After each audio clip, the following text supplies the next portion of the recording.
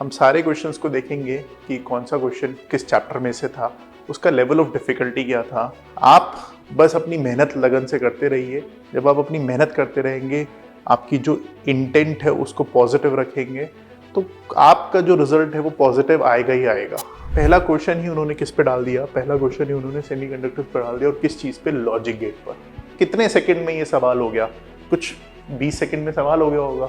तो मेरा जो मतलब है पेपर सॉल्व करने के तरीके से वो ये है कि पेपर सॉल्व करने का मतलब हमेशा ये नहीं होता कि मुझे ज़्यादा आता है तो मैं ज़्यादा अच्छा करूँगा, नहीं। पेपर सॉल्व करने का तरीका ये भी होता है कि मुझे जितना आता है, क्या मैं उतना अटेम्प्ट कर पा रहा हूँ पूरा 100% एफिशिएंसी के साथ। मैं बिल्कुल मानता हूँ कि आप प्रेशर में होते हैं, आप स्ट्रेस में होते हैं, बट यही तो कॉन्फिडेंस है जो आपको अपने ऊपर रखना है। तो यहीं पर तो डिफरेंस आता है उन बच्चों का जिनकी रैंक आती है और उन बच्चों का जो थोड़े से मार्क्स से रह जाते हैं।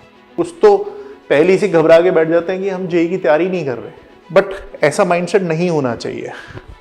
अरे जेई एग्ज़ाम ही तो है, तो अपने ऊपर कॉन्फिडेंस रखने की बहुत ज़रूरत है। सेल्फ बिलीफ अपने ऊपर होना चाहिए। अगर आपको सेल्फ बिलीफ नहीं है तो पेपर में क्या करोगे आप? और जिस तरह का कंपटीशन है उसमें एक नंबर की जो वैल्यू है बहुत ज़्यादा है। तो आप देखिए कि कितना ही आसान सवाल है आपके पास में कैपेसिटेंस पे। ओके, मज़े ही आ गए। मतलब जिनका ये शिफ्ट आया है उन बच्चों में जो भी थोड़ा से पढ़ के गए थे, बिल्कुल बेसिक सवाल आए थे, मज़े ही आ गए उनके। अभी पूरे पेपर की बात नहीं करी, सिर्फ फिज़िक्स में मैंने बात करी है, क्योंकि पेपर बहुत ही आसान है। और आप देख सकते हैं कि इतने अच्छे चैप्टर्स हैं, उनमें एनटीए ने टच ही नहीं करा है।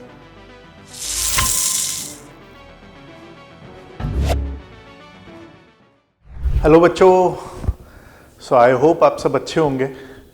और आज मैं आपके लिए एक कुछ खास चीज़ लेके आया हूँ, और वो है जेईई मेंस 2026 में जो पेपर्स आ रहे हैं उनका एनालिसिस। तो एक एक करके मैं आपके साथ एक सीरीज़ में सारे पेपर्स डिस्कस करूँगा, जिसमें सबसे पहले मैं आपके साथ फिज़िक्स वाला सेक्शन डिस्कस करूँगा।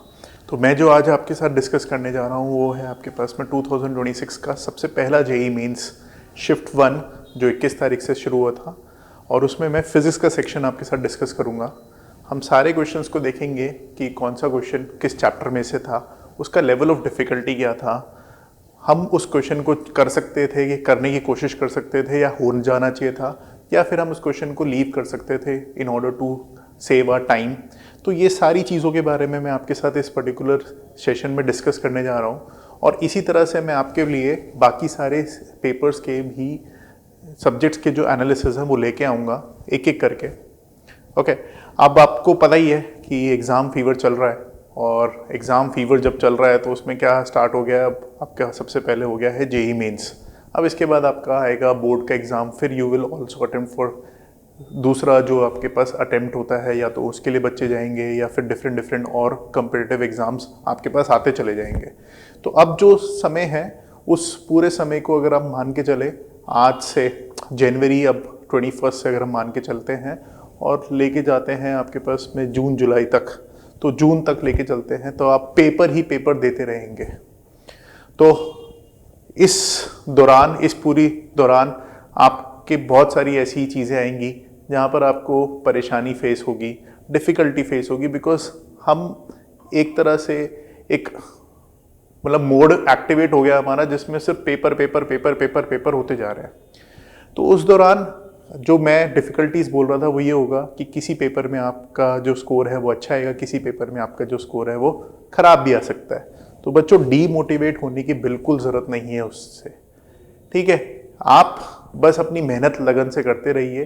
जब आप अपनी मेहनत करते रहेंगे, आपकी जो इंटेंट है उसको पॉजिटिव रखेंगे, तो आपका जो रिजल्ट है वो पॉजिटिव आएगा ही आएगा।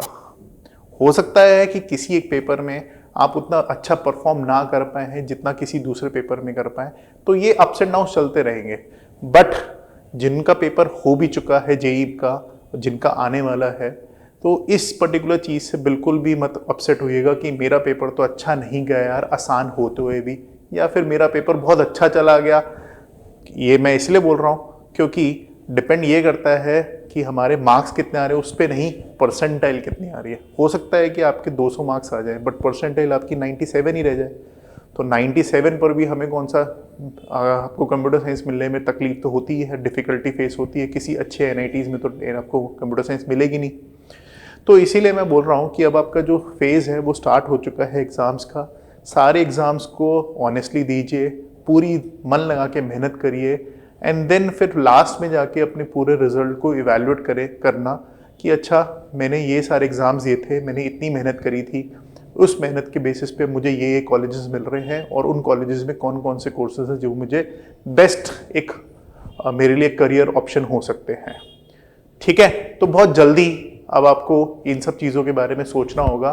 तो अभी का फोकस हम सिर्फ और सिर्फ पेपर्स पे रखते हैं कि अभी हमें सिर्फ और सिर्फ टेस्ट, हमारा पेपर हो रहा है जेईई मेंस का, हमें वो पेपर देना है, इसके बाद बोर्ड्स का आएगा, बोर्ड्स का देना है, उसके बाद नेक्स्ट आएंगे, ऐसे पेपर देते जाते हैं और उसके साथ साथ फिर इवैल्यूएट करेंगे कि अरे यार हमें कौन सी अपॉर्चुनिटी बेटर मिल रही है और उसको हम एक्सप्लोर करते चलेंगे। तो चलिए मैं आपके साथ स्टार्ट करता हूँ जेईई मेंस का पहला शिफ्ट का पहला पेपर, और उसका भी कौन सा वाला पार्ट, फिजिक्स वाला पार्ट। ओके, तो देखते हैं पहला क्वेश्चन क्या आया था। पहला क्वेश्चन, अरे पहला क्वेश्चन ही उन्होंने किस पे डाल दिया, पहला क्वेश्चन ही उन्होंने सेमीकंडक्टर्स पर डाल दिया, और किस चीज़ पे, लॉजिक गेट पर। अब लॉजिक गेट की जब बात कर रहे हैं तो हमें सिंपली पता है कि हमें गेट्स पता होने चाहिए और हमें उसका ट्रुथ टेबल बनाना आना चाहिए। अगर हमें गेट्स पता है, ट्रुथ टेबल बनानी आती है, तो हम कोई भी क्वेश्चन लॉजिक गेट्स का कर सकते हैं। तो इसको भी कर लेते हैं। मुझे पता है कि ये कौन सा गेट है, ये है आपके पास में नॉट गेट, ठीक है। उसके बाद ये कौन सा गेट है, ये है मेरे पास में नॉर गेट, और फिर उसके बाद ये कौन सा गेट है, ये मेरे पास में है नॉट गेट। अब इसको करने के लिए दो तरीके हैं, या तो मैं बुलियन अलजेब्रा यूज करूंगा या फिर मैं ट्रुथ टेबल यूज कर सकता हूँ। मैं ट्रुथ टेबल यूज करने जा रहा हूँ, तो सबसे पहले मैं ए और बी लिख लेता हूँ, और यहाँ पर है मेरे पास सी, 0 0 डालता हूँ। 0 0 डाला तो मुझे पता है कि यहाँ पे क्या मिलेगा, 0 0 पे मुझे मिलेगा 1 1, क्योंकि नॉट गेट था। यहाँ पे नॉर है, 1 1 का और होता है आपके पास में 1, और उसका नॉट, तो यहाँ पे मिलेगा 0 और यहाँ पे बना 1। तो 0 0 के कोरस्पॉन्डिंग मुझे क्या मिल रहा है, 1 मिल रहा है। चलिए अब मैं डालता हूँ 1 0। अब अगर मैं 1 0 डालूंगा तो यहाँ पे 1, तो यहाँ गया 0, यहाँ पे 0 था, यहाँ पे 1, 0 1 का और 1, बट उसका नॉट है तो 0 गया नॉट, तो इसका मतलब इस पे भी मुझे क्या मिल रहा है आपके पास में, 1 मिल रहा है। 1 0 पे 1 मिल रहा है तो 0 1 पे भी क्या मिलेगा, 1 मिलेगा। तो अब मेरे पास बचा क्या, 1 1। 1 1 डालूंगा तो मेरे पास दोनों जगह क्या मिलेगा, 0 0, 0 0 का और 0, बट यहाँ पे अब क्या बन जाएगा 1, और उसका नॉट है तो क्या बन जाएगा 0। तो मेरे पास ये ट्रुथ टेबल आ गई है, जहां पर मैं देख रहा हूँ 0 0 पे 1, 1 0 पे 1, 0 1 पे 1 और 1 1 पे 0। ये किसकी ट्रुथ टेबल होती है, ये होती है आपके पास में नैंड गेट की ट्रुथ टेबल। तो सीधा सीधा आपके पास आंसर आ गया। ठीक है, आसान क्वेश्चन है, शुरुआत ही आसान से करी है। चलिए नेक्स्ट पे चलते हैं। नेक्स्ट क्वेश्चन है, given the energy density equation for unsteady flow P plus A by B T square plus half rho V square plus rho G H plus B T. तो कोई एक एनर्जी डेंसिटी है और मुझसे वहाँ पे पूछा गया है ए और बी के डायमेंशंस। तो देखिए इसको अटेम्प्ट करने के लिए हमें क्या करना पड़ेगा, डायमेंशनल एनालिसिस आना चाहिए। तो मुझे दिख रहा है कि यहाँ पर इस जगह पर ये P इज रिप्रेजेंटिंग प्रेशर, तो इसका मतलब ए बाई बी टी स्क्वायर के डायमेंशंस जो होने चाहिए वो प्रेशर के होने चाहिए, और प्रेशर का डायमेंशंस कैसे, फोर्स अपॉन एरिया, तो M L minus 1 T minus 2। अब यहाँ से ए बाई बी की बात करूँ अगर मैं, तो ए बाई बी के डायमेंशंस आ गए एम एल माइनस 1, और ये हो गया आपके पास में कितना, टी ज़ीरो। तो M L minus 1 T zero, ऐसा कोई ऑप्शन अगर हमें दिखाई दे तो ए बाई बी अगर हम करें तो M L minus 1 T zero, तो यही मेरा ऑप्शन हो गया। मुझे बाकी सारे ऑप्शंस को चेक करने की ज़रूरत भी नहीं पड़ेगी, बिकॉज मुझे पता है कि जेईई मेंस में तो क्या होता है, सिंगल करेक्ट होता है। तो अगर कोई एक ऑप्शन कंडीशन को सेटिस्फाई कर रहा है तो वही मेरा आंसर है। तो कितने सेकंड में ये सवाल हो गया, कुछ 20 सेकंड में सवाल हो गया होगा। तो आप देख सकते हैं कि हमें नॉर्मली जब जेईई का पेपर आता है तो हमारे पास 25 सवाल होते हैं, और उस 25 सवाल में अगर हम अटेम्प्ट करने जाते हैं तो वी टेक अ स्टैंडर्ड कि भैया 1 से 1.5 मिनट हमें उस सवाल को करने में लगना चाहिए। तो सबसे पहले जब आप कोई भी पेपर देने जाते हैं तो ये जो कॉम्पिटिटिव पेपर है, ये इस चीज़ का तो डेफिनेटली आपको मतलब इस पे चैलेंज करते हैं आपको कि आपको कितना आता है, बट उससे ज़्यादा इस चीज़ पे चैलेंज करते हैं कि आपको पेपर सॉल्व करने का तरीका आता है या नहीं आता। तो मेरा जो मतलब है पेपर सॉल्व करने के तरीके से वो ये है कि पेपर सॉल्व करने का मतलब हमेशा ये नहीं होता कि मुझे ज़्यादा आता है तो मैं ज़्यादा अच्छा करूँगा, नहीं। पेपर सॉल्व करने का तरीका ये भी होता है कि मुझे जितना आता है क्या मैं उतना अटेम्प्ट कर पा रहा हूँ पूरा 100% एफिशिएंसी के साथ। अब मेरे को 50% अगर आपके पास में पेपर आता है और मैं 50% एफिशिएंसी से अपना करता हूं, तो 300 में से 50% एफिशिएंसी के हिसाब से मेरा कितना हो गया, 150 नंबर आ गए। एंड 150 नंबर जब हम जेई की बात करते हैं तो it is considered a good score, decent score. हाँ, ये जरूर है कि आपके पास में उस पर्टिकुलर पेपर का स्टैंडर्ड क्या है उसको भी हमें इवैल्यूएट करना पड़ेगा, बट फिर भी अगर हम बात करें तो 150 नंबर अच्छा स्कोर है ना। वहीं पर मैं 100% पढ़ के गया, but I had an efficiency of just 30%। तो मेरा पूरा पढ़ने का फायदा क्या हुआ? तो मैं हमेशा बच्चों को बोलता हूं कि आप जब भी कोई भी चीज पढ़ रहे हैं तो उसको पूरा 100% दीजिए, और जिस चीज पर आप, जो चीज आप अच्छे से कर रहे हैं बस उसी पे कॉन्सेंट्रेट करिए। Don't rush for completion of syllabus कि अरे हाय मेरा सिलेबस छूट गया, हाय मेरा सिलेबस छूट गया। अरे सिलेबस छूट गया तो क्या हुआ? क्या इस चीज की गारंटी थी कि अगर आप वो करते तो आपसे वो क्वेश्चन होता? तो नहीं। आप जो भी कर रहे हैं बस उसको ढंग से करिए और उसमें 100% करने की कोशिश करिए। ठीक है, चलिए नेक्स्ट चलते हैं। नेक्स्ट सवाल पर आते हैं, which is an alpha particle is projected from infinity towards a fixed gold nucleus with energy 7.7 mega electron volt.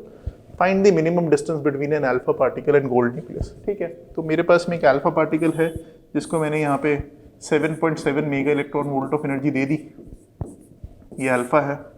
और यहाँ पर मेरे पास में एक बड़ा सा गोल्ड न्यूक्लियस है जो कि रखा गया है, और पूछा है कि भैया कितना डिस्टेंस इनके पास में रहेगा जब अल्फा पार्टिकल इसको अप्रोच करेगा। तो ये ऐसा क्यों हो रहा है यहाँ पर? ऐसा इसलिए हो रहा है बिकॉज अल्फा को हम मानते हैं कि इज पॉजिटिवली चार्ज, और गोल्ड न्यूक्लियस को भी हम मानेंगे it is a positively charge.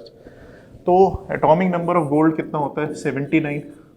Since ये मेमोरी बेस्ड है तो यहाँ पर कुछ इंफॉर्मेशन डेफिनेटली ओमिटेड है, बट ये इंफॉर्मेशन आपको जब पेपर मिला होगा बच्चों को तो उसमें गिवन होगी। ठीक है, एनटी आपको ये सारी इंफॉर्मेशन प्रोवाइड करता है, वो आपको कुछ भी याद रखने की जरूरत नहीं होती। तो मेरे को बट पता है कि गोल्ड का एटॉमिक नंबर आपके पास, atomic mass number sorry atomic number 79 है, तो मैंने लिख दिया। इसका मुझे पता है कि इस पे जो चार्ज होता है वो आपके पास में कितना होगा, +2e, और इस पे जब चार्ज की बात करेंगे तो यहाँ पर कितना हो जाएगा, +79e। ठीक है, दिस इज द चार्ज जो आपके पास में गोल्ड न्यूक्लियस पर है। ओ, +79e नहीं, हाँ, तो इस पे है +79e। ओके, तो अब क्योंकि न्यूक्लियसेस जो है वो आपके पास में रिपेल करना स्टार्ट करेंगे, तो अब इसको कर लेते हैं। तो हमारे पास, हमें पता है कि ये जो भी इसकी काइनेटिक एनर्जी, वो सारी की सारी काइनेटिक एनर्जी किस में कन्वर्ट हो जाएगी, इलेक्ट्रिक पोटेंशियल एनर्जी में। तो 7.7, तो 7.7 इंटू 10⁶ इलेक्ट्रॉन वोल्ट के लिए 1.6 into 10⁻⁹ equals to K 9 into 10⁹ into 2 into 79 into E square which is 1.6 into 10⁻⁹ का whole square over distance R. तो अब मुझे यहाँ से आपके पास में डिस्टेंस आर निकालना है, जहाँ पे 1.6 इंटू 10⁻⁹ मेरे को एक काटता हुआ दिखाई दे रहा है, तो डिस्टेंस आर यहाँ से आ जाएगा 9 into 10⁹ into 2 into 79 into 1.6 into 10⁻⁹ over 7.7 into 10⁶। अब मैं इसको सॉल्व करने जाऊँगा तो यहाँ से मुझे आर निकालना है। This comes out to be how much, ये गया 3, तो this will be 9 into, this is 2 into 79 into 1.6 over 7.7 into 10⁻⁻16। तो यहाँ पर अब 9 2 ज़ा 18 एंड दिस इज, ये डेसिमल्स हट गए हमारे पास में, तो अप्रॉक्सीमेटली इसको हटा देते हैं। तो नाउ दिस इज 9 2 ज़ा 18, 32 18 इंटू 16, 6 8 ज़ा 48, 6 1 ज़ा 6 1 0, दिस इज 8 1 1 ज़ा 2, तो इसका मतलब 288, तो 288 के करीब कौन सा है आपके पास में, 0.3। तो ये मेरा आंसर होना चाहिए 0.3 इंटू 10⁻⁻13 मीटर्स। ठीक है, क्लियर है? तो बस सिंपल सा कॉन्सेप्ट था, कैलकुलेशंस इन्वॉल्व थी और आपके पास में सवाल हो गया। चलिए नेक्स्ट पे चलते हैं। नेक्स्ट सवाल है, from a ring of area 1 metre square and resistance 100 ohm और magnetic field B is equals to. तो यहाँ पर मुझे समझ में आ गया है कि मैग्नेटिक फील्ड दी है, एक रिंग है, उसमें से मैग्नेटिक फील्ड्स निकल रही हैं, और हमें जो पूछा गया है वो पूछा गया find the heat produce in 1 time period. तो ये जो क्वेश्चन है दो कॉन्सेप्ट्स को इन्वॉल्व कर रहा है। एक है आपके पास electromagnetic induction, because magnetic field किसी एक लूप से चेंज हो रही है, और दूसरा है कि उस मैग्नेटिक इंडक्शन की वजह से करंट इंड्यूस होता है, और वो करंट कैसा इफेक्ट लेके आ रहा होगा, हीटिंग इफेक्ट, क्योंकि हमें हीट प्रोड्यूस बोला गया। तो सबसे पहले तो हमें निकालना पड़ेगा भाई करंट प्रोड्यूस कितना हुआ। तो करंट प्रोड्यूस कितना हुआ उसके लिए हमें क्या करना पड़ेगा, d∅dt, और d∅dt will be how much, dv/dt times area. dv/dt की बात करेंगे तो this will be 100 cos 100t, and area मुझे गिवन है शायद 1 मीटर स्क्वायर, तो 1 मीटर स्क्वायर, तो this comes out to be 100 cos 100t।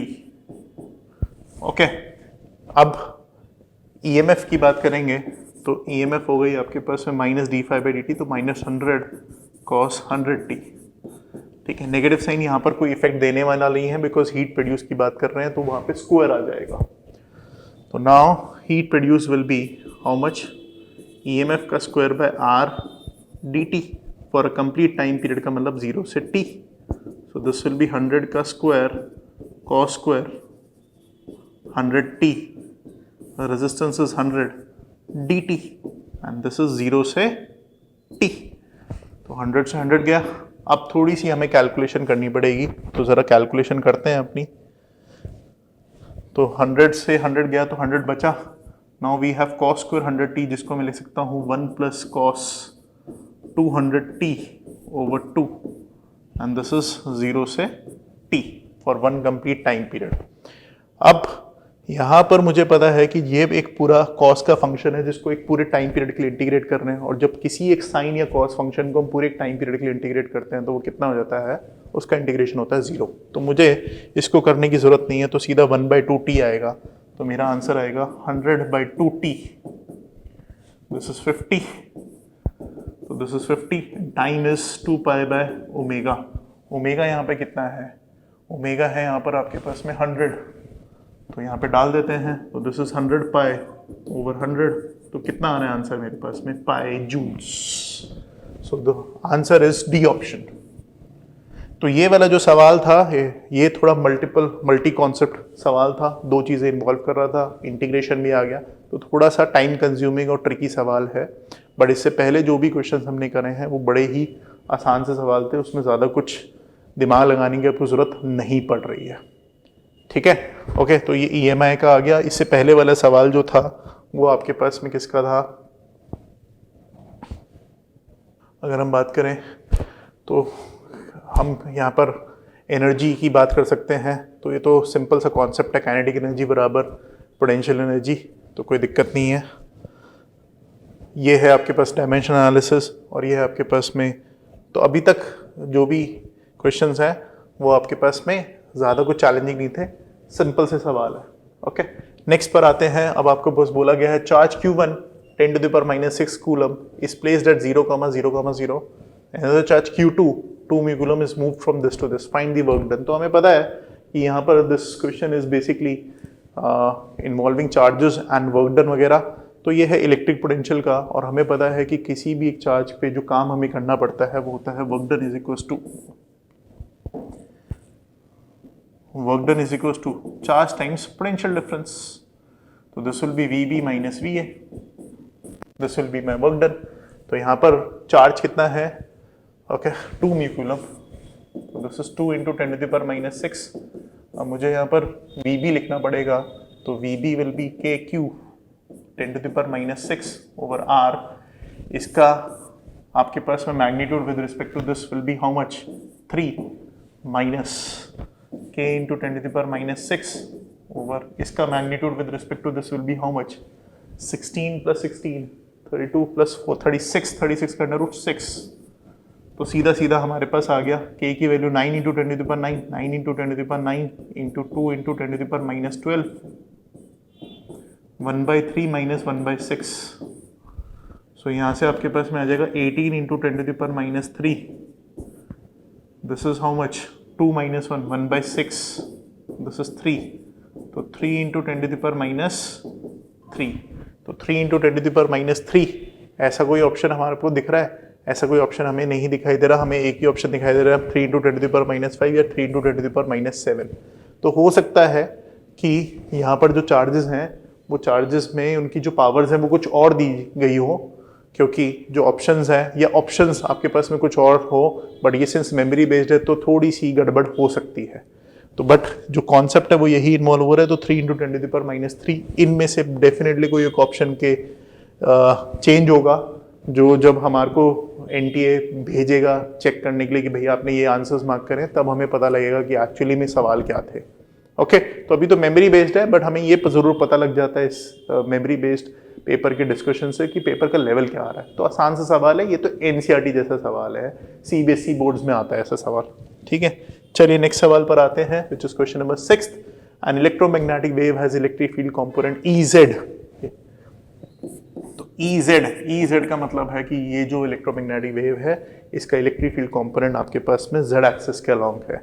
अब ये कहाँ चल रही है वो देखना पड़ेगा कि प्रोपोगेट किस डायरेक्शन में कर रही है। तो this is 63 sin ω-t - kx। तो समझ में आ रहा है कि प्रोपोगेट किस तरफ कर रही है, it is going towards positive direction of x axis. तो हमसे जो पूछा है वो पूछा है मैग्नेटिक फील्ड। तो यहाँ पर जो मैं फॉर्मूला यूज करने वाला हूँ वो है E = V × B। तो यहाँ पर मुझे पता है कि ये इलेक्ट्रिक फील्ड है k कैप में, वेलोसिटी है आपके पास में I कैप में। तो मैग्नेटिक फील्ड को किस वेक्टर में होना पड़ेगा, तो मैग्नेटिक फील्ड को J कैप में होना पड़ेगा, तभी आपके पास में K कैप में आएगा। तो ऐसा कौन सा ऑप्शन है जो हमें J कैप में है? एक ये BY है, एक ये BY है, बट ये जो आपके पास में है ये ऑपोजिट डायरेक्शन में चल रहा है, विच इज नॉट पॉसिबल। तो इसका मतलब कौन सा ऑप्शन है? पहला ही ऑप्शन होना पड़ेगा। तो अगेन आप देख सकते हैं कि बस मुझे कॉन्सेप्ट पता होना चाहिए था इलेक्ट्रोमैग्नेटिक वेव्स का। मुझे कॉन्सेप्ट पता है, मैंने लगाया और अपना पूरा सॉल्व करने की मुझे जरूरत नहीं है।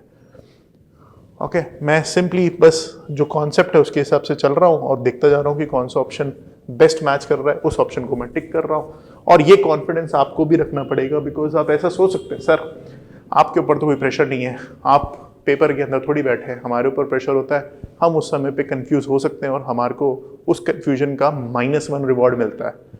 ठीक है, मैं बिल्कुल मानता हूँ कि आप प्रेशर में होते हैं, आप स्ट्रेस में होते हैं, बट यही तो कॉन्फिडेंस है जो आपको अपने ऊपर रखना है। तो यहीं पर तो डिफरेंस आता है उन बच्चों का जिनकी रैंक आती है और उन बच्चों का जो थोड़े से मार्क्स से रह जाते हैं। ठीक है, अपने ऊपर सेल्फ बिलीफ होना तो बहुत जरूरी है ना, कि यार जो मैंने कॉन्सेप्ट लगाया है वो आपके पास में 100% सही है। हाँ, उसका ये मतलब नहीं कोई भी कॉन्सेप्ट लगा दिया, आपने जो पढ़ा है अगर आप उस पर 100% श्योर है तो उसको लगाइए और उससे जो आंसर है वो बिल्कुल सही आएगा। और आप देख सकते हैं कि ऐसा कोई डीप कॉन्सेप्ट नहीं है, बेसिक कॉन्सेप्ट्स हैं जो आपके पास में NTA ने पूछे हुए हैं। अभी तक भी ऐसा कोई सवाल नहीं है जो मतलब ऐसा लगे कि यार ये तो सर से ऊपर चला गया, हमें तो समझ ही नहीं आया, ऐसा कोई भी सवाल नहीं है ना। और आगे भी जब आप देखेंगे इस पेपर को तो ऐसे ही हम डिस्कस करते रहेंगे, तो आप देखेंगे कि यार लेवल सच में मुश्किल आता है या आसान आता है। कुछ तो पहले से घबरा के बैठ जाते हैं कि हम JEE की तैयारी नहीं कर रहे। ओके, बट ऐसा माइंडसेट नहीं होना चाहिए। अरे JEE एग्जाम ही तो है, कोई रॉकेट साइंस थोड़ी है आपसे जो बनाएगा। और रॉकेट साइंस भी है तो क्या हो गया, आप जैसे ही बच्चे सारी चीजें करते हैं। ओके, आप में से ही तो कोई साइंटिस्ट बनने वाला होगा। तो मेरा तो मानना है कि आप किसी भी चीज को जब आप पढ़ लेते हैं तो उस चीज पर अपना कॉन्फिडेंस रखिए और उसको अप्लाई करने की कोशिश करिए। अपने दिमाग को थोड़ा तो मौका दीजिए चलाने के लिए। ओके, ठीक है, चलिए अब इसके आगे चलते हैं नेक्स्ट सवाल पर। ओके, तो अब सवाल है, as shown in figure the volume rate flow at cross section B, okay, find the volume rate flow at cross section B। तो B क्रॉस सेक्शन मेरे पास में ये वाला है। ठीक है, तो मुझे दिख रहा है कि इन दोनों में आपके पास क्या है, प्रेशर का डिफरेंस, बिकॉज हाइट का डिफरेंस दे रखा है 5। तो ρgh will be equals to half rho VB का स्क्वायर माइनस VA का स्क्वायर। सिंस यहाँ पर आपके पास में प्रेशर कम है तो यहाँ पे वेलोसिटी ज़्यादा होगी, तो वेलोसिटी एट B मैंने ज़्यादा ली है। मुझे एंड A पर निकालना है, तो इसके साथ साथ इक्वेशन ऑफ कॉन्टिन्यूटी भी लगेगी, तो which will be 6 into velocity at A equals to 3 into velocity at B। तो velocity at A, velocity at B will be 2 times velocity at A। ठीक है, तो अब इसको मैं यहाँ पे रो से row cancel, G 10, height is 5/100 equals to 1/2, VB is 3, sorry इसको net, this will be 3 VA का स्क्वायर। तो ज़रा इसको सॉल्व करने जाते हैं, दिस इज 2, दिस इज 2, तो VA इज इक्वल्स टू 1/√3। तो अब मेरे पास में volume rate flow is area into velocity, area is 6, velocity is 1/√3। तो यहाँ से आपके पास में कितना आ रहा है ये, this is coming out to be 2√3। तो 2√3 कौन सा है, ये ऑप्शन है हमारे पास में, तो 2√3। अब आप देख सकते हैं कि यहाँ पर ये सब आपको सेंटीमीटर्स में और यहाँ पर मीटर क्यूब में है, तो अगेन मेमोरी बेस्ड है, तो यहाँ पर ये सब दिक्कतें थोड़ी सी होंगी। ठीक है, जब पूरे पेपर्स एनटी की तरफ से ऑफिशियली रिलीज हो जाएंगे तो हम अपने क्वेश्चंस को क्रॉस चेक भी कर लेंगे, बट अभी इससे हमें ये अंदाज़ा लग रहा है कि पेपर का लेवल क्या है। और अभी तक आप देखेंगे कि जो पेपर का लेवल है वो बैलेंस्ड है, बहुत ज़्यादा मुश्किल सवाल भी नहीं है, हाँ कुछ एक ट्रिकी सवाल है, बट उसके साथ बहुत आसान सवाल भी हैं, जिससे कि कहीं पर अगर आपको टाइम लग रहा है कैलकुलेशंस करने पे, तो वहीं पर ऐसे भी सवाल हैं जहाँ पर बिल्कुल टाइम नहीं लगता अगर आपको कॉन्सेप्ट पता है। ठीक है, तो आपको यही करना होता है कि जब आपका पेपर आता है तो सबसे पहले तो आपको वो वाले सवाल करने होते हैं जिनमें समय नहीं लगता।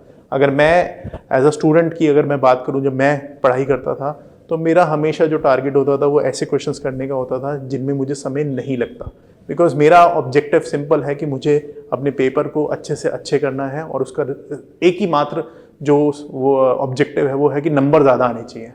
अब कौन सा क्वेश्चन मैंने डिफ़िकल्ट क्वेश्चन करा है नहीं करा है उससे मुझे कोई फ़र्क नहीं पड़ता, मेरे नंबर ज़्यादा आने चाहिए। अगर मुझे पेपर में आसान सवाल है तो मैं सबसे पहले आसान सवाल को ही टारगेट करूँगा। ठीक है, तो आप भी इस तरह की चीज़ें सोच सकते हैं, कर सकते हैं। अपनी ईगो पर मत लीजिए कि अरे मुश्किल सवाल आ गया तो मुझे करके ही दिखाना है। वो तब करना है जब आप प्रिपरेशन कर रहे होते हो, पेपर के अंदर नहीं करना होता है ये सब कुछ। चलिए ठीक है, चलते हैं आगे। अब है next, as shown in figure find the force required to move a rod with constant velocity. Again ये आपके पास में क्वेश्चन है ईएमआई का, तो अब आप देख सकते हैं कि ईएमआई का दूसरा क्वेश्चन आ गया। तो यहाँ पर फोर्स की बात कर रहे हैं, तो फोर्स का मुझे पता है फॉर्मूला ILB, पर यहाँ पे करंट कैसे निकालेंगे, current will be EMF upon में R times L into B, और EMF इस केस में कितनी होती है BLV। तो यहाँ से आपके पास में कितना आएगा B² L² V/R। तो ज़रा वैल्यूज़ डालेंगे, तो अब वैल्यूज़ डाल देते हैं। मैग्नेटिक फील्ड की वैल्यू है 4, तो 4 का स्क्वायर, लेंथ की वैल्यू है 2, 2 का स्क्वायर, वेलोसिटी की वैल्यू है 15 और रेजिस्टेंस है 2। तो यहाँ से आपके पास में गया, तो this is 16 into 2 into 15 which is 16 into 30, 16 into 30 is 480। तो 480 newtons is the force required to let the rod move continuously with a constant velocity. Again NCERT based question है, ऐसे क्वेश्चंस तो हमें बोर्ड्स में ही आ जाते हैं। चलिए नेक्स्ट सवाल है, gas geyser heats water at the rate of 5 litres per minute from this to this, a power consumed is this, find x। तो ये है अब आपके पास में question of thermal properties of matter, because यहाँ पर हीटिंग आ गई आपके पास में, टेम्परेचर डिफरेंस है और जहाँ पर आप किसी चीज़ को गर्म कर रहे हैं। तो पावर मुझे पता है कि क्या होती है आपके पास में Q/T, and Q will here be MC delta T over small t। Mass को मैं लिख सकता हूँ density into volume into specific heat into delta T over T।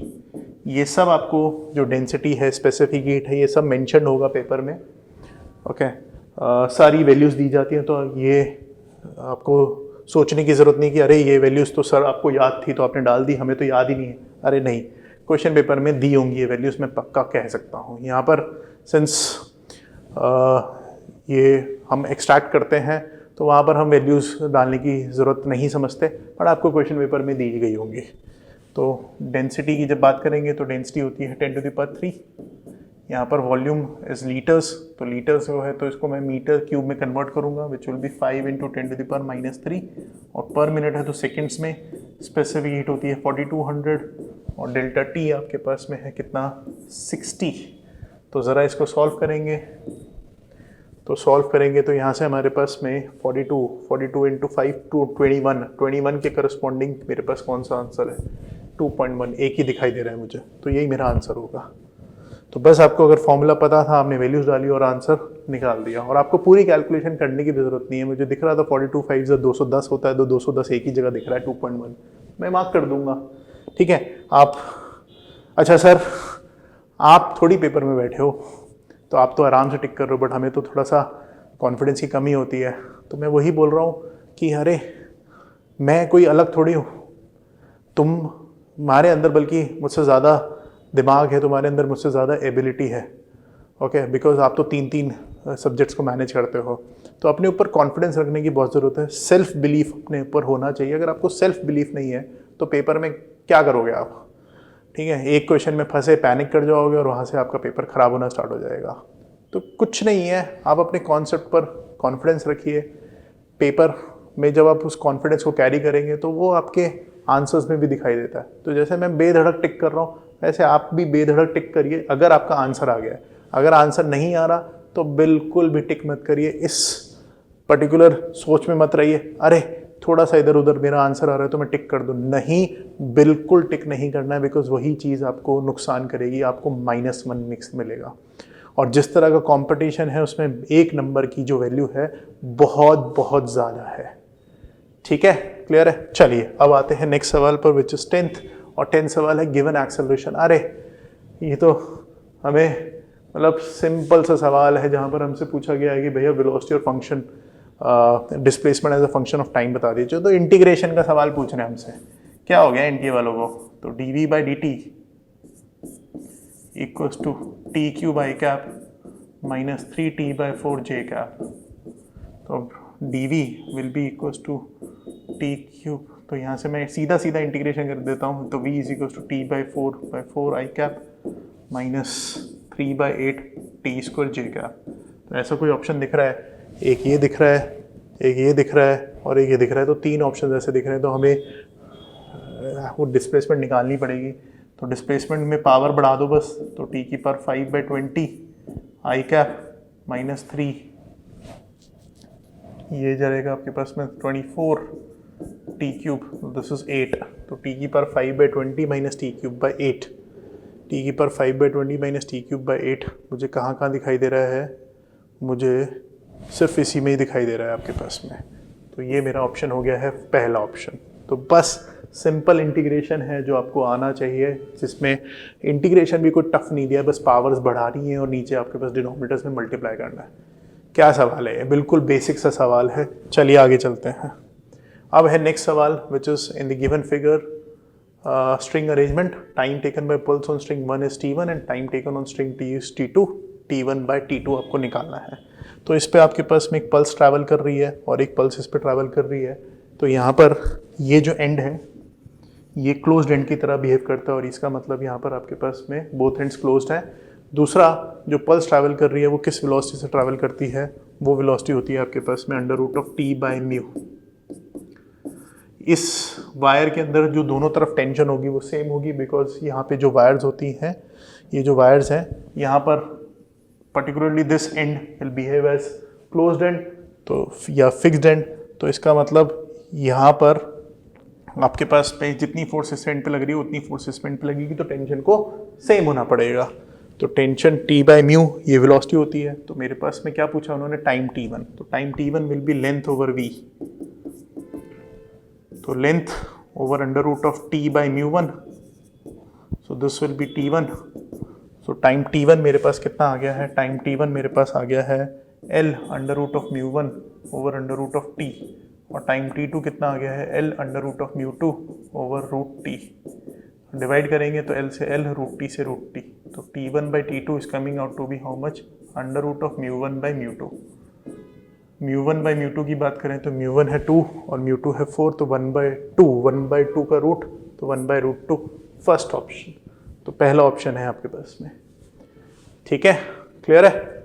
Okay, चलिए नेक्स्ट सवाल पे चलते हैं। नेक्स्ट सवाल है light wave this falls on a metal surface of work function this, find the maximum kinetic energy of photo electrons. तो यहाँ पर मुझे 2 लाइट वेव्स दी गई हैं, एक है 60 साइन 3 × 10⁻15t और एक मुझे दी गई है 60 साइन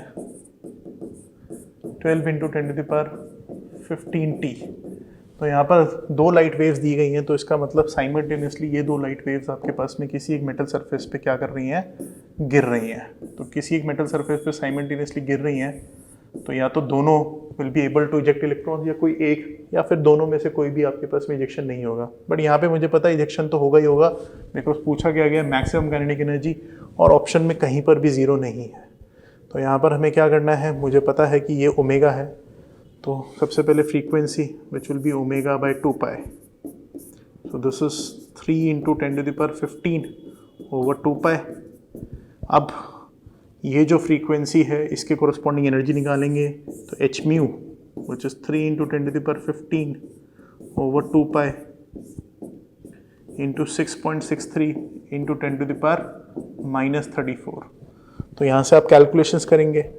और अब अगर मैं इसकी फ्रीक्वेंसी की बात करूँ तो ये जो फ्रीक्वेंसी है ये कितना है 12, तो इसका 4 टाइम्स है।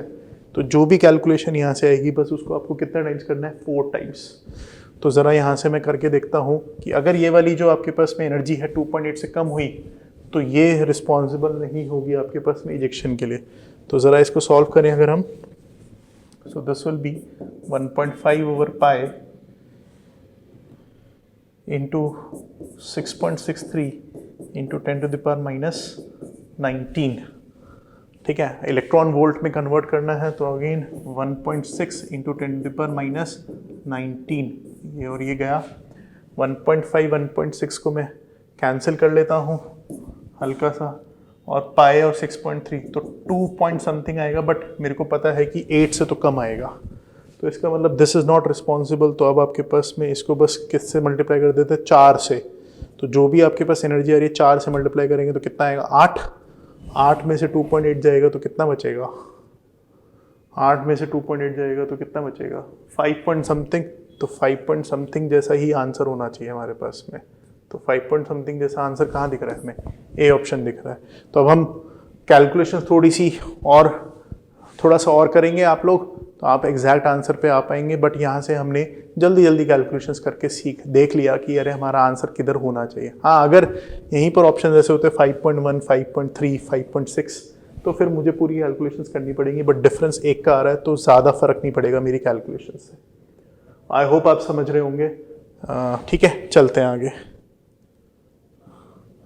अब नेक्स्ट है 2 equal rods are joint to form a single rod of length 120 centimetre. तो 2 इक्वल रॉड्स हैं और आपके पास में 120 सेंटीमीटर लेंथ है। Find the final length when temperature rise. Again calculative सवाल है, कुछ नहीं है, बस आपके पास में आंसर मतलब अगर फॉर्मूला पता है तो बस क्वेश्चन में डालना है। और again thermal properties of matter से है। तो पहले भी हम एक करके आए हैं जहाँ पर आपके पास में उन्होंने हमसे शायद पावर वाला सवाल था जहाँ पे मैंने MC delta T over T करा था, तो वो एक सवाल हो गया और ये दूसरा सवाल हो गया। तो यहाँ पर सिंस मेरे पास में बराबर लेंथ है तो 60 सेंटीमीटर की लेंथ है, 1 plus alpha A is 1.2 into temperature difference is how much, 70 plus 60 1 plus alpha B into 70 and this will be a total length L dash. ये आपको निकालना है। तो मुझे पता है 60 प्लस 60 120, ठीक है जी। 60 इंटू 70 भी कॉमन आ जाएगा। Now we have alpha A plus alpha B. Alpha A अगर हम डालें यहाँ पर विच इज़ 1.2 तो 120 4200 दिस इज 1.2 इंटू 10⁻⁻5। ओह, यहाँ पर आप देख सकते हैं कि 24 इंटू 10⁻⁻6 है, तो यहाँ पर ये हो गया 2.4 इंटू 10⁻⁻5। जल्दी जल्दी में यहाँ पर हम एक मिस्टेक कर सकते हैं कि इसको हम एज इट इज पुट कर दे, बस यहाँ पर पावर्स का आपको दे दिया है। एनटी ऐसी चीज़ें थोड़ी सी हरकतें कर देता है कभी कभी, है ना। तो हमें उस चीज़ का ध्यान रखना है बिकॉज इसी से सिली मिस्टेक्स होती हैं। तो अब ये 1.2 प्लस 2.4 3.6 तो 120 plus 4200 and this is 3.6 into 10⁻⁻5। तो दोबारा कैलकुलेशन करने जाऊंगा तो 42 इंटू 3.6 ये गया, तो 42 इंटू 36 42 इंटू 36 6 2 12 6 4 24 252 2 6 3 4 12 2 11 5 1 और मेरे पास में है 10⁻⁻5 तो -4 है, तो यहाँ पे पॉइंट तो 120.15 तो सी ऑप्शन। तो कैलकुलेशंस करी और हमारा आंसर आ गया। ठीक है, चलिए नेक्स्ट पे चलते हैं। 14 सवाल। ओहो, 14 सवाल में अगेन ग्राफ दे दिया गया है। A graph of potential energy versus position is given, find the correct order of magnitude of forces. तो यहाँ पर ये ग्राफ दिया गया है मुझे ये ग्राफ है, ये ऐसे गया, फिर ये ऐसे गया और फिर ये ऐसे गया। मुझे पता है ये पोटेंशियल एनर्जी का ग्राफ है, तो du/dx होता है आपके पास में -f, बट यहाँ पर मैग्नीट्यूड ऑफ फोर्सेस की बात कर रहे हैं। तो यहाँ पर अगर मैं देखूँ तो यहाँ पर आपके पास में जो स्लोप है बच्चों, क्योंकि du/dx will be represented by slope, तो ये 1 है, ये भी 1 है, तो फोर्स इन AB का मैग्नीट्यूड होगा आपके पास में 1। फिर BC की बात करें तो ये 1 है और ये आपके पास में 4 है, तो force in BC will be how much, 4। Force in CD will be how much, 0, because वहाँ पर पोटेंशियल एनर्जी में कोई चेंज नहीं आ रहा है। और फिर है फोर्स इन DE, तो फोर्स इन DE की बात कर रहे हैं तो वहाँ पर आपके पास में 2 का चेंज है पोटेंशियल एनर्जी में और 2 का ही चेंज है, तो फोर्स इन DE का मैग्नीट्यूड कितना आ रहा है आपके पास में, 1 आ रहा है। तो अब आपको बस इनकी वैल्यूज पता लग गई, कंपेयर करना है। तो मेरे पास फोर्स BC सबसे बड़ा है, फिर AB बराबर DE है, और फिर ये आपके पास में किससे बड़े हैं, ACD से। तो ऐसा कोई ऑप्शन दिख रहा है हमें, बिल्कुल दिख रहा है, पहला ही ऑप्शन है आपके पास में। तो ये हमारा आंसर हो गया है। तो बिल्कुल बेसिक कॉन्सेप्ट के ऊपर बेस्ड है ये सवाल, विच इज़ du/dx। ठीक है, हम कितनी ही थ्योरी पढ़ लेते हैं, कितने ही डीप कॉन्सेप्ट में चले जाते हैं इस पर्टिकुलर चीज़ पर, स्टेबल इक्विलिब्रियम, अनस्टेबल इक्विलिब्रियम, ये वो, बट आप देखो कि बस बिल्कुल बेसिक सवाल पूछा गया है। तो कई बार ऐसा लगता है कि इतना ज़्यादा पढ़ने का और पढ़ाने का फ़ायदा ही क्या हो रहा है जब इसी तरह का पेपर हमें चाहिए मिलेगा। ठीक है, तो फिज़िक्स की तो बिल्कुल ही इन्होंने एक तरह से लेवल गिरा रखा है, बिल्कुल बेसिक सवाल देते रहते हैं, बट फिर भी हमें फिर भी फिज़िक्स बहुत मुश्किल लगती रहती है, बहुत मुश्किल लगती रहती है, क्या करें। चलिए आते हैं नेक्स्ट सवाल पर, और नेक्स्ट सवाल है आपके पास में, rod of mass m in length L is suspended by 2 strings, find the tension in the left string just after the right string is cut। Okay, अब ये वाला जो सवाल है मोस्टली बच्चे इस सवाल में फंस जाएंगे, क्योंकि इसमें रोटेशनल मोशन आ गया है, और रोटेशनल मोशन से तो वैसी ही घबराहट हो जाती है, वैसे ही हमारा BP हाई होना स्टार्ट हो जाता है जैसी रोटेशनल मोशन की बात होती है। बट अगर हम थोड़ा सा डीप ब्रेथ्स लें और थोड़ा सा सोचें तो बहुत ज़्यादा मुश्किल सवाल नहीं है, बिकॉज जैसे ही आप इसको कट करेंगे यहाँ से, तो ये जो रॉड है ये आपके पास में क्या करेगा, इस तरह से नीचे आएगा। तो इस तरह से नीचे आएगा, तो सबसे पहले मैं क्या करूँगा, यहाँ पर इस mg फोर्स का क्या लिखूँगा, torque about this point. So mg into L/2 will be equals to I alpha, और किसी भी एक एंड के अबाउट जो मोमेंट ऑफ इनर्शिया होता है वो होता है mL²/3, याद हो चुका है हमें कई बार कर करके। तो mg L/2 equals to mL²/3 times alpha. ये क्या, यहाँ से मेरे पास अल्फा L आ गया है, which is 3g/2 L, L तो यहाँ पे है। अब यहाँ पर मेरे पास टेंशन T है, ये mg है, तो एक लीनियर एक्सेलरेशन की भी हमें इक्वेशन लिखनी पड़ेगी, which is mg - t equals to ma। अब जब रोटेशनल मोशन होता है तो वहाँ पे लीनियर एक्सेलरेशन और एंगुलर एक्सेलरेशन में रिलेशनशिप है, और वो कितना होगा, a will be equals to alpha L/2। तो अल्फा L आपके पास में यहाँ से कितना आ जाएगा, 2a। तो let me substitute the value, तो यहाँ से 2a आ गया 3g/2, तो a कितना आ गया 3g/4, तो a है मेरे पास में कितना 3g/4। तो let me substituted here, mg - t equals to m 3g/4। तो यहाँ से टेंशन T कितना आ गया, टेंशन T आ गया mg/4। तो क्या ऐसा कोई ऑप्शन है, बिल्कुल है। तो ये है आपके पास में ऑप्शन 4 mg/4। ठीक है, चलिए ज़रा नेक्स्ट पर आते हैं, और नेक्स्ट सवाल है, a capacitor of capacitance C is given, find the new capacitance and dielectric slab. अरे ये तो सीधा फॉर्मूला है हमारे पास में कैपेसिटेंस का, विच इज A∈0 अपॉन में D - T प्लस T/K। बस इसमें वैल्यूज डालनी थी, ठीक है। तो A∈0 अपॉन में D - T, तो D - D/3 प्लस D/3K। सो यहाँ से मेरे पास में निकल के आएगा A∈0 ओवर, अच्छा ये D/3 और K भी आपके पास में 3 है, तो दिस इज 3, तो 2D/3 प्लस D/9। तो इसको सॉल्व करेंगे तो यहाँ से मेरे पास कितना आ रहा है, दिस इज 6 +1 7, तो 9/7 A epsilon naught by D, तो 9/7 सी होना चाहिए फर्स्ट ऑप्शन। तो आप देखिए कि कितना ही आसान सवाल है आपके पास में कैपेसिटेंस पे। ओके, मज़े ही आ गए। मतलब जिनका ये शिफ्ट आया है उन बच्चों में जो भी थोड़ा से पढ़ के गए थे, बिल्कुल बेसिक सवाल आए थे, मज़े ही आ गए उनके। बट वो मज़े बहुत ही कुछ दिनों के लिए ही चलने वाले हैं, बिकॉज कट ऑफ बहुत ज़्यादा जाने वाली है। मेरे को दिख गया है कि पेपर में जो कट ऑफ है बहुत ज़्यादा जाने वाली है। तो ठीक है, आपको कॉन्फिडेंस बूस्टर के लिए इस एग्ज़ाम को डेफिनेटली आप यूज़ कर सकते हैं। बट अगर आप 20 सवाल करके गए हैं तो दैट इज़ नॉट क्या बोल सकते हैं सेफ स्कोर। इस पर्टिकुलर पेपर में अब तक जो मैंने देखा है वो सेफ स्कोर बिल्कुल भी नहीं है। अगर आप एम कर रहे हैं NITs को और कंप्यूटर साइंस को स्पेशली, तो इस पर्टिकुलर पेपर के अंदर आपको मिनिमम से मिनिमम 23 या 24 सवाल पूरे अच्छे से करने पड़ेंगे, तब आप 99.5 के ऊपर आप जा पाएंगे, तभी आप फोड़ेंगे उसको।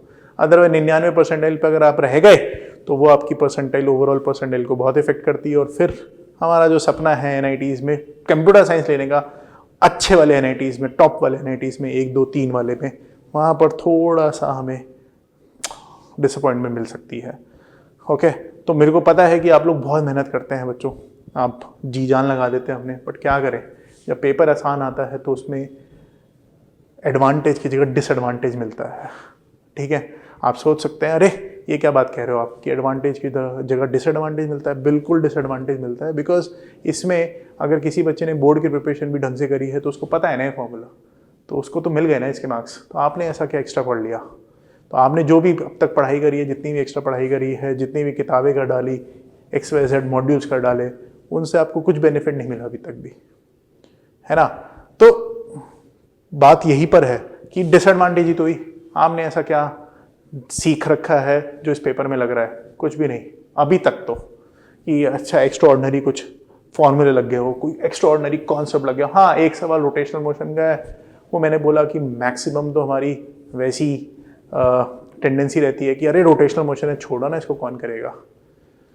ओके, वहाँ पर कुछ बच्चे एज ले जाएंगे, बट ऐसे कितने सवाल आए अब तक? 1 या 2? तो मैंने तो बोला है 23, अभी 2 पे ही हैं। तो अभी आगे चल के देखते हैं कि आपके पास में क्या रहता है इसमें।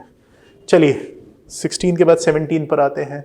A magnet is dropped through conducting coil, choose the correct. अरे तो इसका तो सोचने की भी जरूरत नहीं है, क्योंकि this is again based on electromagnetic induction. तो तीसरा सवाल आ रहा है इलेक्ट्रोमैग्नेटिक इंडक्शन का, और acceleration is less than g। Okay, तो एक्सेलरेशन लेस देन g है, तो आप क्यों है? बिकॉज जब वो आपके पास में मैग्नेट किसी कॉइल के थ्रू आएगी तो कॉइल के अंदर एक EMF इंड्यूस होगी जो उसके मोशन को अपोज करेगी। तो उसका एक्सेलरेशन नीचे की तरफ है, उसके ऊपर एक्सेलरेशन एक ऊपर की तरफ। एक्सेलरेशन उसकी नेट कितनी हो गई? g से कम। और ऐसे सवाल बहुत बार हम क्लास में रूम में डिस्कस करते हैं, मतलब टीचर्स के टिप्स पर होता है, जब ये डिस्कशन हो रहा होता है कि भाई ये सवाल आता है, ऐसी रैंडमली, मतलब मैं तो रैंडमली ऐसे बच्चों को बता देता हूँ, देखो ये सवाल है, ऐसे करके है, एक्सपेरिमेंट भी करके दिखा देता हूँ, और हमें दिखाई देता है कि अरे हाँ कम आ रही है, और उन्होंने पूछ लिया सवाल। तो बस जिसको याद है वो टिक करेगा, और कितने सेकंड में टिक करेगा? 2 सेकंड, मात्र 3 सेकंड, मात्र 4 सेकंड, 5, चलो मान लेते हैं 20 सेकंड। अरे तो हमें तो सॉल्व करने के लिए आपके पास में अगर हिसाब से चले तो 180 मिनट में 75 क्वेश्चन करने हैं। तो 180 मिनट में 75 क्वेश्चन करने हैं, तो हमारे पास में कितना समय है? बहुत ज़्यादा समय है, एटलीस्ट 1 मिनट से तो ज़्यादा है ही। तो हमारे कितना टाइम सेव होता है जब इस तरह के सवाल आते हैं। बट फिर से प्रॉब्लम वही है, अरे सभी कर देंगे इस सवाल को, तो तुमने अगर करा है तो खुश मत होना कि अच्छा मैं तो ये सही करके आऊँ। अरे नहीं, खुश होने की ज़रूरत नहीं है। तुम बस उन क्वेश्चंस पे ध्यान दीजिए कि जो तुमने करे हैं बाकियों ने नहीं करे, बिकॉज वही तुम्हारी रैंक बनाएगा और वही तुम्हें आगे लेके जाएगा। ठीक है, चलिए नेक्स्ट पर आते हैं। नेक्स्ट है two rods are joined as shown if movement of inertia what hinges this. बिल्कुल रोटेशनल मोशन का अगेन सवाल है, और this is based on movement of inertia. But इस सवाल को करने में बच्चे फिर भी कतराएंगे नहीं, because simply movement of inertia calculate करना है व्हाट दिस हिंज, और हमें पता है कि इसका होगा मूवमेंट ऑफ इनर्शिया ml²/3, क्योंकि इसके तो एंड पर ही है, और इसका मूवमेंट ऑफ इनर्शिया अब हमारे को निकालने जाना पड़ेगा, और वो कितना होगा? ml²/12 plus ml²। तो मुझे पता है कि एलसीएम कितना हो गया है 12, तो this is 4 ml², this is 1 ml² and this is 12 ml²। तो ये यहाँ से मेरे पास कितना आ गया? 17/12 ml²। तो मुझसे क्या पूछा है उन्होंने? अरे वाह, लो जी 17 मेरा आंसर आ गया है। ओके चलिए नेक्स्ट पर आते हैं। Find the energy required to move a satellite from radius r equals to 1.5 RE to radius r equals to 3 RE। अब ये वाला जो सवाल है अगेन कैलकुलेटिव सवाल है, थोड़ा सा टाइम कंज्यूम करने वाला है, बट अगर आपको total energy of a satellite पता है इन एन ऑर्बिट तो आप सीधा सीधा उसको कर लोगे। मुझे पता है एनर्जी ऑफ सैटेलाइट होती है आपके पास में -gmm/r plus half m v0 का स्क्वायर, जहाँ पर this is your gravitational potential energy and this is your kinetic energy, जहाँ पर वो अपनी ऑर्बिटल वेलोसिटी से घूम रहा है। अब मैं वेलोसिटी को डालूंगा विच इज √gm/r, तो वहाँ से मेरे पास जो रिजल्ट आता है वो निकल के आता है -gmm/2r। तो जिन बच्चों को रिजल्ट याद है वो तो सीधा यूज़ करेंगे, जिनको नहीं याद है तो कोई बात नहीं, 10 सेकंड फालतू लग गए, 20 सेकंड फालतू लग गए, बट हम पहले ऐसे सवाल करके आ रहे हैं जिनमें हमें टाइम बहुत कम लगा, तो हम यहाँ पे यूज़ कर सकते हैं, क्या दिक्कत है उसमें।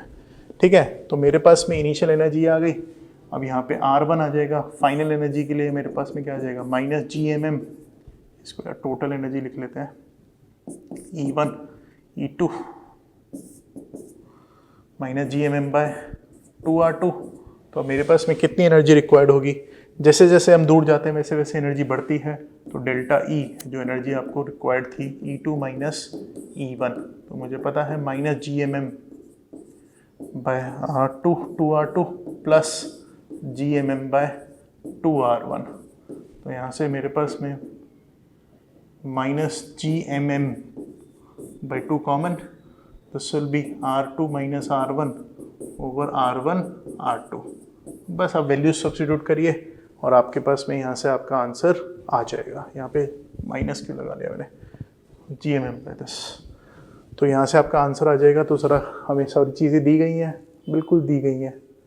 ओके gmm ये दिया गया है, तो यहाँ पे मैं वैल्यूज डालूंगा और आंसर निकाल लूँगा। तो 1.5 RE 1. तो gmm/2 3 - 1.5 1.5r ओवर 1.3 × 1.5 कितना होता है 4.5r का स्क्वायर, r1 r2। ठीक है, सो यहाँ से r से r गया, so now we have gmm 1.5 over 2 × 4.5r, so this is 3 so now we have gmm/6r।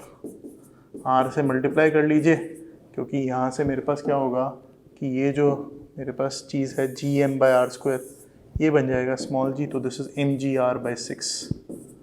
मास दिया गया है 100 kg, r रेडियस दिया गया है, g भी दिया गया है, तो डिवाइड बाय 6, तो मुझे दिखाई दे रहा है 100 इंटू रेडियस है 6 × 10⁶, g है 10 और डिवाइड बाय 6 तो 9, तो 10⁹ जूल्स, फर्स्ट ऑप्शन। तो this is my energy required to transfer the satellite from radius 1.5 to 3। ठीक है, तो इसमें आपको थोड़ा सा समय लग सकता है बिकॉज कैलकुलेटिव है और आपको इस चीज़ को समझने में भी थोड़ा सा समय लग सकता है, बट ठीक है, सवाल ये आपको एज ही दिलाएगा। तो जिन्होंने ये सवाल करा है आप लगा लीजिए कि आपकी जो परसेंटाइल है वो डेफिनेटली ऊपर आएगी बाकी बच्चों से। ठीक है, क्योंकि ये एक सवाल है जो बाकी बच्चे नहीं करेंगे। नेक्स्ट सवाल पर आते हैं। A collimated beam of diameter 2 mm is expanded to 14 mm using 2 convex lenses. If f1 is 40 mm, find f2। तो कोलिमेटेड बीम का मतलब होता है आपके पास में पैरेलल बीम ऑफ लाइट। तो पैरेलल बीम ऑफ लाइट है, तो अब कुछ तो आपके पास में यहीं बिखर जाएंगे या फिर यहीं ढेर हो जाएंगे। भाई कोलिमेटेड बीम क्या होती है, अरे ये तो कभी पढ़ा ही नहीं, ये तो पढ़ा है नहीं, अरे ठीक है ना। तो बट कोलिमेटेड बीम का मतलब सिंपली आपके पास में पैरेलल बीम होती है। ओके, तो यहाँ पर एक पैरेलल बीम आपके पास में है जो कि आपके पास किसी एक लेंस पर गिर रही है। Okay, is expanded to 14 mm। तो पैरेलल जब आती है तो मुझे पता है कि वो कहाँ जाके मीट करती है, फोकस पे जाके मीट करती है, और फिर ये आपके पास में एक्सपैंड हो जाती है यूजिंग 2 कॉन्वेक्स लेंसेज। तो भैया एक और कॉन्वेक्स लेंस ले लेते हैं, और एक्सपैंड होगी तो इसका मतलब मेरे को पता है कि बड़ा होगा। तो ये गया और ये कुछ इस तरह से चली गई आपके पास में। तो अब this will be my initial focal length f1 जो कि मुझे दे रखी है 40 mm, और ये मेरे पास में होगी फोकल लेंथ f2 जो कि मुझे निकालनी है। तो अब यहाँ पर अगर हम सॉल्व करेंगे तो दिस इज 2 मीटर, या 2 mm and this is how much, ये है 14 mm। ठीक है, ओके तो यहाँ पर मुझे पता है कि particularly this distance over this will be equal to this distance over this, जहाँ पर ये एंगल्स आपके पास में क्या है, बराबर है। याद करिए एनसीईआरटी के रे ऑप्टिक्स में पीछे एक सवाल है आपके पास में, जहाँ पर एक मून है और एक आपके पास में माइक्रोस्कोप है, मतलब सॉरी टेलीस्कोप है, और बोलते हैं कि find the diameter of the moon formed by the objective. तो वहाँ पर भी हम कुछ इसी तरह का चीज़ यूज़ करते हैं, which is diameter of moon upon में radius of the lunar orbit divide by diameter of the image over focus of the. तो बिल्कुल उसी तरह के कॉन्सेप्ट के ऊपर ये सवाल बेस्ड है, आप जाके चेक करिए। एनसीईआरटी में रे ऑप्टिक्स में एक सवाल है आपके पास में मून और टेलीस्कोप का, जहाँ पे वो आपसे पूछ रहे हैं, बिल्कुल उसी तरह की फिगर बनती है इसमें, कॉन्सेप्ट मतलब वही यूज़ होता है, फिगर तो उस तरह की नहीं बनती। तो दिस इज 2/40 बिकॉज मैं इस एंगल की बात कर रहा हूँ, तो 2/40 will be equals to 14/f2, तो दिस इज 20, तो f2 सीधा सीधा यहाँ से कितना आ गया, 280 mm। तो 280 mm मेरे पास में कौन सा ऑप्शन है, डी ऑप्शन है, तो करेक्ट। चलिए 20 सवाल हो गए, अब हमारी बारी है न्यूमेरिकल टाइप सवालों पे, और न्यूमेरिकल टाइप सवाल थोड़े से मुश्किल होते हैं बट उनमें कोई नेगेटिव मार्किंग नहीं होती। तो अगर मैं यहाँ तक अपने पेपर का एनालिसिस बताऊँ आप लोगों को, मेरे एक्सपीरियंस के हिसाब से ठीक ठाक एक्सपीरियंस हो चुका है मुझे भी पढ़ाते हुए बच्चों को, जेई मेंस और जेई एडवांस के लिए और बोर्ड्स के लिए। तो मैं अपने एक्सपीरियंस से बोल सकता हूँ कि जो पेपर है मेरे लिए तो बहुत ही आसान है, मतलब मेरे हिसाब से, और जो बच्चे जिस तरह की प्रिपरेशन करते हैं उसके हिसाब से जो पेपर है बहुत ही बेसिक लेवल का था। और इसमें अगर आप एक अच्छा स्कोर की एक्सपेक्टेशन कर रहे हैं तो आपको मिनिमम 20 में से 17 क्वेश्चन तो करने ही चाहिए थे।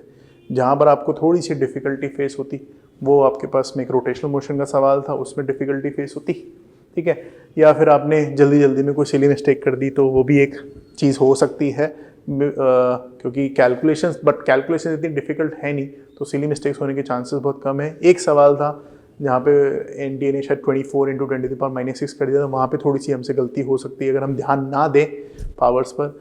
बाकी जो सवाल है और कोई ऐसा सवाल जो मुझे याद आ रहा हो अभी 20 तक, बाकी सवाल ऐसा कोई ज़्यादा मुश्किल मुझे लगे नहीं सवाल, है ना।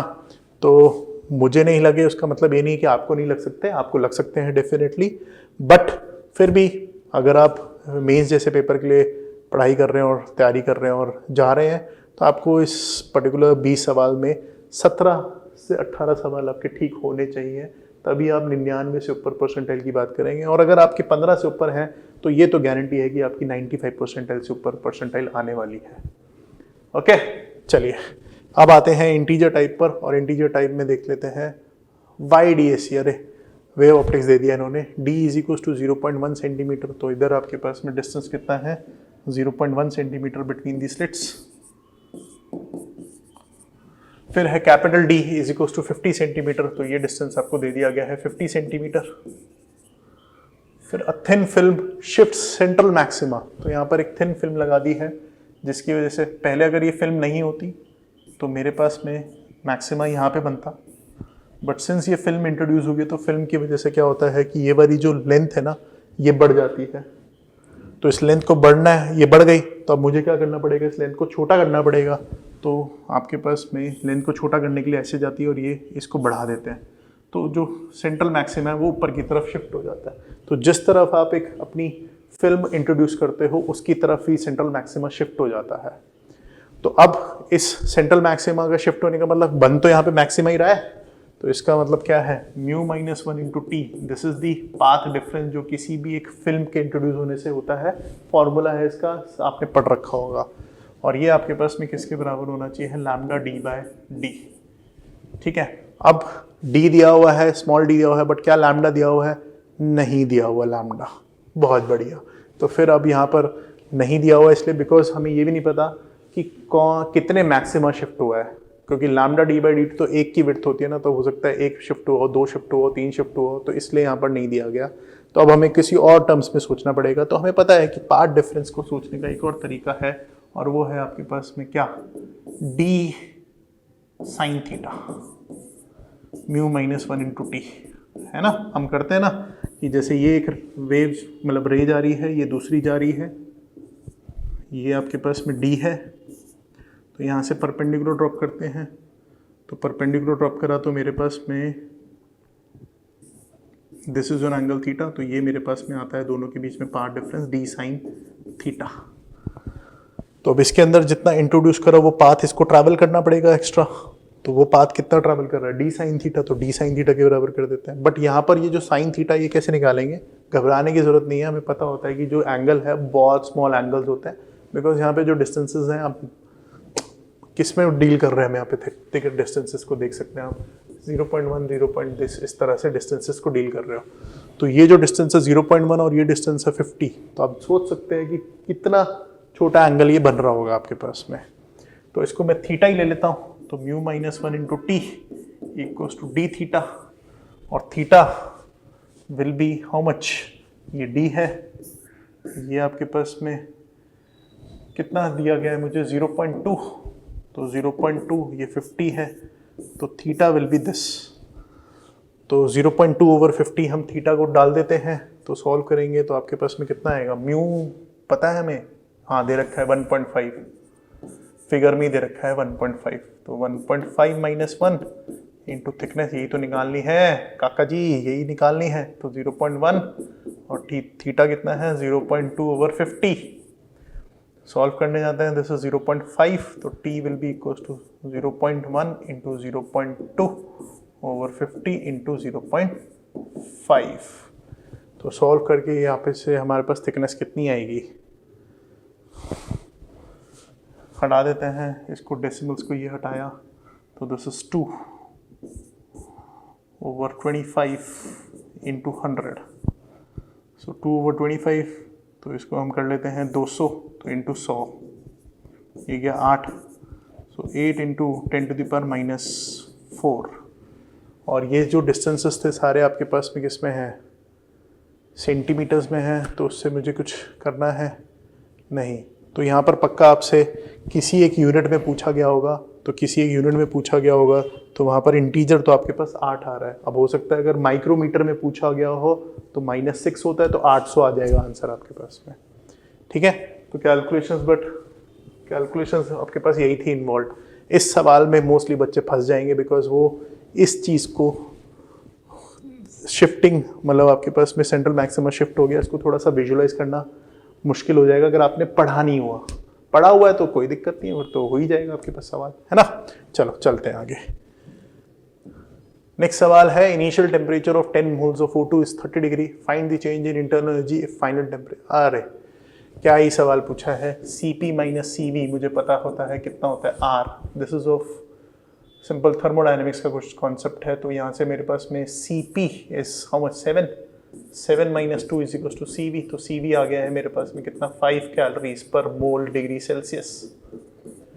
तो चेंज इन इंटरनल एनर्जी का फॉर्मूला होता है NCV डेल्टा T, तो N डाल देते हैं, N कितना है 10, CV है 5 और डेल्टा T कितना है आपके पास में 10, अरे 500 कैलोरीज।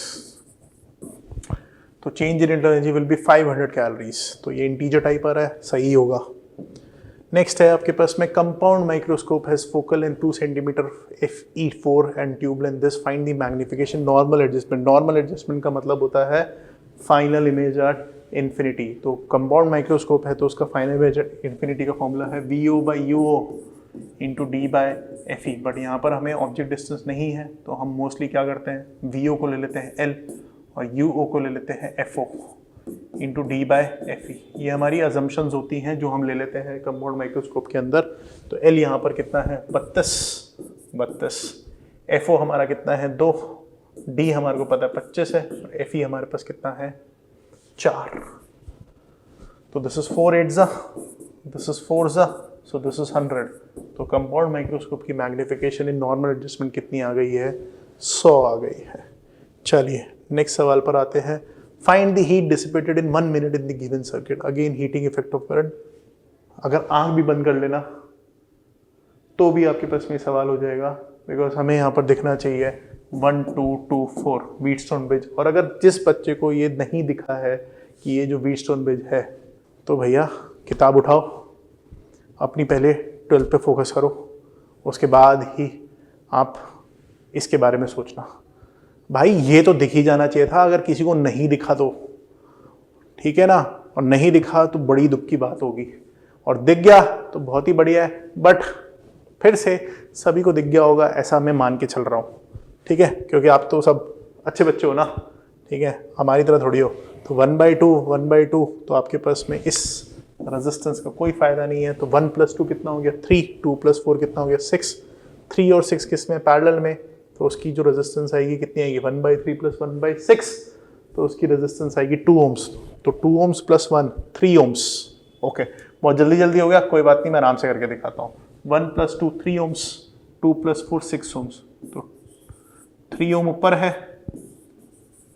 6 ohm नीचे है, तो 1/3 + 1/6, तो 1/3 + 1/6 की रेजिस्टेंस आएगी आपके पास में कितनी, R = 2 ohms। तो अब आपका जो सर्किट है वो सिंपली बन गया, ये 2 ohms, ये आपके पास में बैटरी है और इसकी इंटरनल रेजिस्टेंस है आपके पास में कितनी 1 ohm। This is 9 volt. तो अब 1 + 2 कितना हो 3, तो मेरे को पता लग गया कि भैया करंट कितना है जो सर्किट के अंदर फ्लो कर रहा है। करंट जो फ्लो कर रहा है वो आपके पास में कर रहा है 9/3 which is how much 3 ampere. तो अब हीटिंग इफेक्ट ऑफ करंट चाहिए, तो heating effect of current is I² RT, 3 का स्क्वायर इंटू R, रेजिस्टेंस कितनी है टोटल 3 ohms, और टाइम t कितना है 1 मिनट विच इज 60 सेकेंड्स। तो 9 × 3 × 60, तो 9 × 3 दिस इज 3 6 18, 18 × 9 18 × 9, 9 8 72, 9 1 9 162, तो 1620 जूल्स। तो 1620 joules is the amount of heat जो कि आपके पास में रेजिस्टर्स के थ्रू डिसिपेट हो चुकी है। ओके ठीक है, चलिए 24 हो गया। अब आते हैं 25, और 25 आता है तो आपके पास में है 2 springs with constants। अरे फिर से डायमेंशंस का क्वेश्चन दे दिया। तो पैरेलल में जब स्प्रिंग्स होते हैं तो हमारे पास क्या होता है उनका equivalent, K equivalent is K1 + K2। तो K इक्विवेलेंट है K1 + K2, तो मेरे पास में डेल्टा K किसके बराबर होगा, डेल्टा K होगा आपके पास में डेल्टा K1 + डेल्टा K2। अब डेल्टा K1 + डेल्टा K2 करने जाएंगे तो आपके पास में दिस इज 0.3 + 0.2, तो दिस इज हाउ मच 0.5। तो ये डेल्टा K आ गया। मुझे क्या पूछा है परसेंटेज एरर, तो percentage will be delta K/K into 100, तो दिस इज 0.5। K की बात करें तो K कितना है आपके पास में 30 + 20 50 into 100, this is 10, this is 1%। तो 1% आपके पास में क्या आ चुका है, डेल्टा K आ चुका है। तो अब तो मैंने पूरा पेपर डिस्कस कर लिया, और पूरा पेपर डिस्कस करने के बाद मैं बोल सकता हूँ कि 20 इज़ अ डिसेंट मतलब अटेम्प्ट, कि मतलब 80 नंबर आपके पास में आ रहे हैं तो 99 परसेंटाइल। बट अगर 99 से ऊपर चाहिए, 99.5 से ऊपर चाहिए, तो मिनिमम आपको 23 क्वेश्चन ठीक करने ही करने होंगे इस पेपर के लिए। ठीक है, अभी आपको लग रहा होगा कि सर बहुत ज़्यादा बोल रहे हो, बिकॉज बाकी अगर आप देखें बाकी भी लोग आपको बता ही रहे होंगे, प्रेडिक्ट कर रहे होंगे कि कितनी परसेंटाइल जाएगी क्या जाएगी। तो मुझे तो मेरे एक्सपीरियंस से लगता है कि 23 क्वेश्चंस जिसके सही हुए हैं एग्जैक्ट, तो 23 का मतलब आपके पास में कितने हो गए 90 से ऊपर जिनके मार्क्स आ रहे हैं, या मान के चलते हैं ना सेफर साइड थोड़ा सा और बात कर लूँ तो 85 से ऊपर जिनके मार्क्स आएंगे वो ही कहीं 99 परसेंटाइल से ऊपर की परसेंटाइल से एक्सपेक्ट कर सकते हैं, सिर्फ फिजिक्स में। अभी पूरे पेपर की बात नहीं करी, सिर्फ फिजिक्स में मैंने बात करी है, क्योंकि पेपर बहुत ही आसान है। और आप देख सकते हैं कि इतने अच्छे अच्छे चैप्टर्स हैं, उनमें एनटीए ने टच ही नहीं करा है। ओके, न्यूक्लियर है टच नहीं करा। ओके, बस उसमें आपके 11 के इतने अच्छे अच्छे चैप्टर्स हैं जैसे कि Newton's laws of motion, touch ही नहीं करा। कोई फोर्स का कोई सवाल नहीं है, बस बेसिक चीज़ें हैं आपके पास में। उसमें वेव्स टच ही नहीं करा है। इलेक्ट्रोमैग्नेटिक वेव्स में से ज़रूर उन्होंने क्वेश्चंस दिए हैं, बट वेव्स जो 11 का है टच ही नहीं करा। सिंपल हार्मोनिक मोशन टच ही नहीं करा। ठीक है, तो मज़े हो गए, कोई मतलब समस्या नहीं है। तो जिन बच्चों ने भी आपके पास में इस अटेम्प्ट में थे, आई होप कि आप सबका पेपर बहुत अच्छा होगा। और जो बच्चे अभी तक नहीं अपीयर हुए हैं जेई मेंस पे और आगे होने वाले हैं, तो प्लीज़ फॉर्मूलेस रिवाइज करके जाइए और दिमाग को बिल्कुल ठंडा रखिए एकदम, ठीक है। वैसे भी ठंड हो रही है तो ठंडा रखिए, जितना ठंडा रख सकते हैं ठंडा रखिए, और जाके इस पेपर में बस आपको बेसिक अपने कॉमन सेंस और लॉजिक्स और फॉर्मूलेस को लगाना है और सवाल हो जाएगा। जहाँ पे आपको थोड़ी सी मुश्किल हो रही है छोड़ दो, कोई फ़र्क नहीं पड़ रहा, क्योंकि ऐसे बहुत सारे सवाल हैं जो बिल्कुल आपके बिल्कुल बेसिक लेवल पर एनसीईआरटी बेस्ड सवाल है। ओके, सो आई होप कि आपको मेरा जो एनालिसिस है वो पसंद आया होगा, और मैं कोशिश कर रहा हूँ कि मैं आपके लिए जल्दी जल्दी एनालिसिस लेके आऊँ, बट थोड़ा सा प्रायर कमिटमेंट्स भी रहती हैं, बिकॉज बाकी बच्चों के एग्ज़ाम्स भी हैं, 11th क्लास भी है, उसको भी देखना होता है। तो मैं कोशिश करूँगा जल्दी जल्दी मैं आपके लिए और वीडियोज़ लेके आऊँ। तो stay tune to our channel, और इसी तरह से हमारी वीडियोज़ को एंजॉय करते रहिए, लाइक करिए, सब्सक्राइब करिए, शेयर करिए, और हमें अपना प्यार देते रहिए। Okay, thank you so much.